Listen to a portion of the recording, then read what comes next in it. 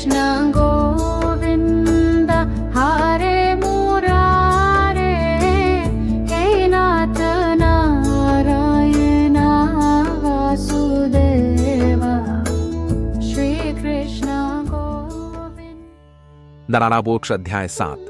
द्रोणपुत्र का दंड, कुरुक्षेत्र का रणक्षेत्र, जहां कभी घमासान युद्ध से धरती रुधिर रंजित थी, अब निस्तब्ध पड़ा था।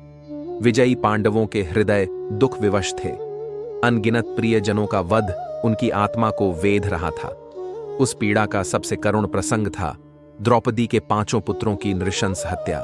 रात्रि में सोते समय द्रोणाचार्य पुत्र अश्वत्थामा ने प्रतिशोध और निराशा में यह घोर कर्म कर डाला। पाप कर्म कर चुका अश्वत्थामा रणभूमि से भाग तो गया, पर अपराध बोध और भय ने उसे क्षण भर भी चैन न लेने दिया। उसने सोचा था कि पांडवों के वंशजों का रक्त उसकी वेदना को शांत करेगा, किंतु इस कृत्य ने केवल दुख और प्रतिशोध की आग को और भड़का दिया।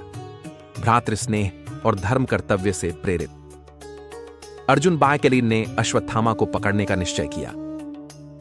भगवान श्री कृष्ण इनकी दिव्य सहायता और अपनी अचूक रणकुशलता से अर्जुन ने शीघ्र ही उस व्याकुल योद्धा को घेर लिया।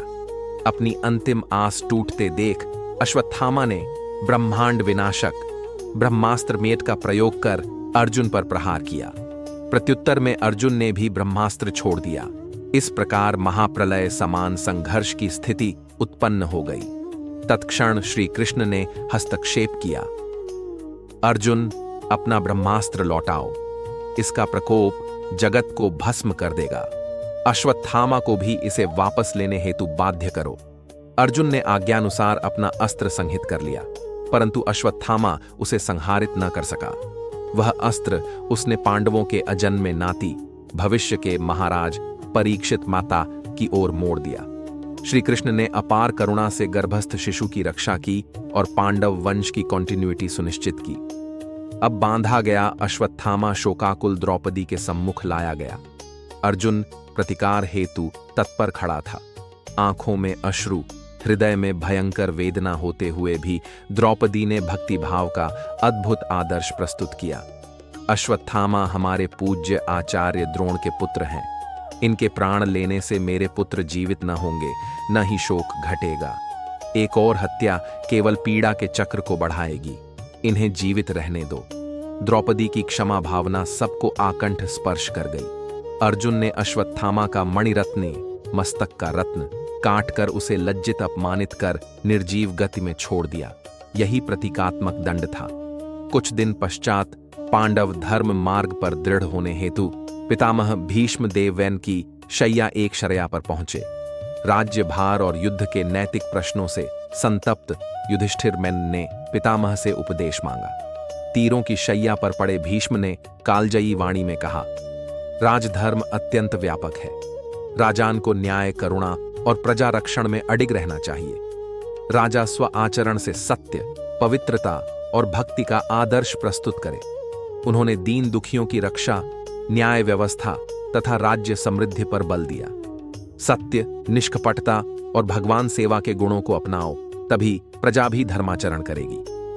भीष्म ने धर्म कान के सूक्ष्म तत्व समझाए। कर्तव्य और करुणा, न्याय और क्षमा का संतुलन। सच्चा धर्म समय, स्थान और परिस्थिति के अनुरूप करुणामय सत्य से संचालित होता है, न कि जड़ नियमों से। इसके मूल में है प्रेम और अंतरात्मा की आवाज। अंततः उन्होंने भक्ति योग का सर्वोच्च महत्व बताया। परमेश्वर की निरंतर स्मृति और स्तुति ही सर्वोच्च कर्तव्य है। यही हृदय को शुद्ध कर मोक्ष प्रदान करती है। भीष्म उपदेश से युधिष्ठिर को मार्गदर्शन और मानसिक शांति मिली। करुणापूर्ण हृदय और भगवान सेवा के समर्पित मन से राज्य करो, तब तुम धर्म परंपरा को जीवित रखोगे और प्रजा को सुख समृद्धि प्रदान करोगे। भीष्मदेव ने अंतिम आशीर्वाद दिए और महामानव का युग पूर्ण हुआ, पर उनका ज्ञान पांडवों के पथ को आलोकित करता रहा। नैमिषारण्य के मुनि इस कथा से गहरे प्रभावित हुए। द्रौपदी की क्षमा, अर्जुन का संयम और भीष्म की धर्म नीति ने शाश्वत सिद्धांत प्रतिपादित किए।